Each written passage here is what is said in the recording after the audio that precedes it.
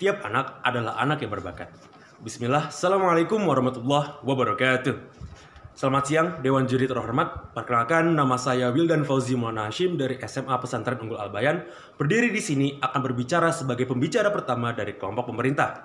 Sebelum saya melanjutkan pembicaraan saya akan menyampaikan struktur apa saja yang akan saya bicarakan selama beberapa menit ke depan. Yang pertama adalah pembacaan mosi, yang kedua adalah asersi, yang ketiga adalah argumen, kesimpulan, dan penutup. Mari kita beralih pada mosi pada siang hari ini. Mosi ini berbunyi bahwa penerimaan mahasiswa baru hanya didasarkan pada tes talenta bawaan, bukan pada hasil nilai atau tes akademik. Sebelumnya, Dewan Juri sekalian, di mosi ini ada 3 variabel atau 3 kata kunci penting yang haruslah kita tahu apa maknanya. Yang pertama adalah penerimaan mahasiswa baru, yaitu proses penerimaan dan pendaftaran pelajar pada suatu perguruan tinggi. Yang kedua, tes talenta bawaan, yang bermakna penilaian individu yang didasarkan pada potensi bawaan individu tersebut. Dan yang ketiga, hasil nilai atau tes akademik, yakni sebuah parameter penilaian dari suatu uji coba akademik.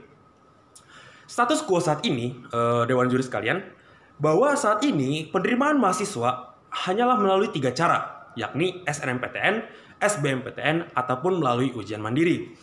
Nah, sebetulnya di beberapa universitas ada juga yang menggunakan melakukan seleksi melalui tingkat bakat, akan tetapi tidaklah banyak dan hanya sebagai pendamping, bukan sebagai tes yang utama. Lalu hal inilah yang kemudian membuat sebuah latar belakang yang unik, di mana bahwa pada sistem pendidikan kita saat ini terdapat kegagalan. Kegagalan kenapa? Di mana untuk satu jurusan saja materi yang diteskan berjumlah banyak, sehingga hal ini tentu merugikan para siswa yang memiliki bakat yang hebat namun tidak bisa masuk ke perguruan tinggi negeri akibat hambatan dari ujian akademik yang dilaksanakan. Oleh karena latar belakang tersebut, saya dan kami selaku pemerintah mendukung mosi ini 100% karena proposal ini seharusnya dipraktekkan di Indonesia. Dewan Juri yang terhormat, saya menyiapkan beberapa lapis argumen untuk mendukung mosi ini. Lapis pertama, kita akan berbicara mengapa mosi ini harus diaminkan. Dewan Juri sekalian, kita harus sadar bahwa banyak siswa di luar sana yang memiliki bakat namun tidak bisa masuk perguruan tinggi negeri hanya karena tidak bisa menguasai semua materi pelajaran yang diteskan.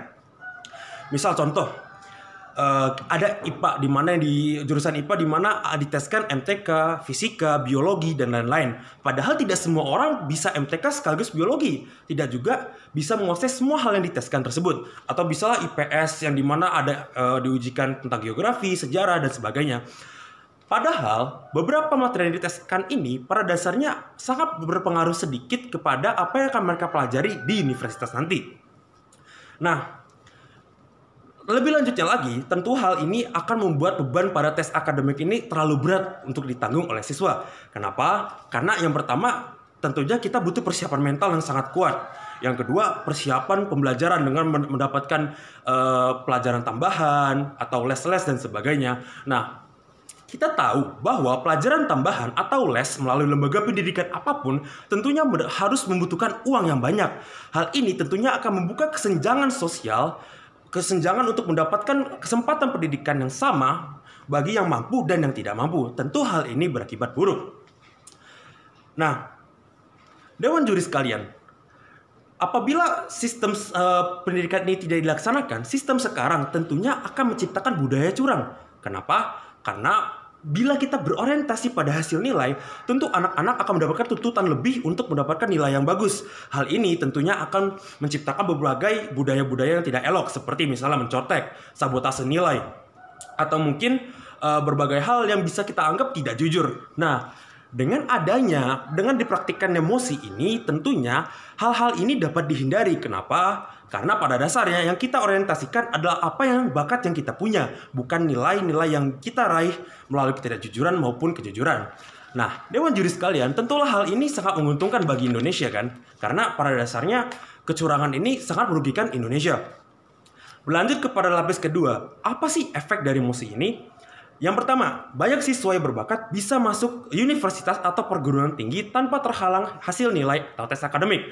Tentu ini akan meringankan beban les atau pelajaran tambahan dan uang-uang yang diperlukan untuk mempersiapkan diri masuk ujian ke perguruan tinggi. Yang kedua, tentunya adalah menciptakan SDM yang berpotensi maksimal pada bidangnya. Pun apabila oposisi menolak mosi ini karena penerapan akan membuat siswa yang punya bakat pada sebuah bidang namun belum pernah dikembangkan bisa dipatahkan. Kenapa? Karena kita semua tahu Dewan Juri bahwa orang-orang yang memiliki suatu bakat apabila mempelajari bidang yang dia punya bakat dalam bidang tersebut akan mempelajari hal tersebut dengan cepat ketimbang orang yang belajar pada bidang yang tidak dikuasai atau tidak diminatinya. Nah, hal ini tentu berlanjut kepada efek selanjutnya dari mosi ini, yakni merdeka belajar. Hal inilah yang lebih penting dari adanya praktek dari mosi ini.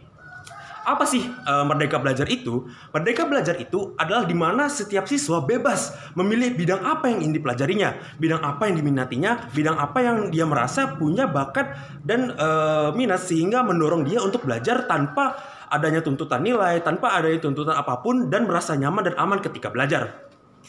Oleh karena itu Dewan Juri sekalian, tentulah merdeka belajar ini sangatlah penting dan sangat berguna untuk beberapa generasi siswa di Indonesia. Nah, oleh karena itu marilah kita menuju kesimpulan, di mana Dewan Juri sekalian, dengan dipraktikannya proposal ini, kita bisa mendapatkan siswa-siswa yang sangat berbakat bisa masuk ke perguruan tinggi tanpa hambatan nilai atau apapun itu. Yang kedua, bisa mengurangi praktek kecurangan. Yang ketiga, munculnya tren merdeka belajar di mana kita bisa belajar dengan nyaman dan aman tanpa tuntutan dan belajar sesuai dengan bidang apa yang kita inginkan. Oleh karena itu, sekali lagi saya selaku kelompok pemerintah menyatakan dengan ini kami mendukung 100% mosi ini dan dengan argumen dan fakta-fakta yang ada yang telah kami berikan kepada Dewan Juri sekalian, patutlah mosi ini tetap berdiri dan dipraktikkan di Indonesia. Dan sebelum saya menutup bagian saya, izinkan saya mengucapkan beberapa kata dari seorang dosen yang pernah saya dengar. Beliau berkata bahwa kita tidak boleh memaksa anak untuk belajar pada bidang yang tidak diminatinya. Oleh karena itu semuanya terima kasih, jujur itu juara, dan selamat merdeka belajar. Terima kasih.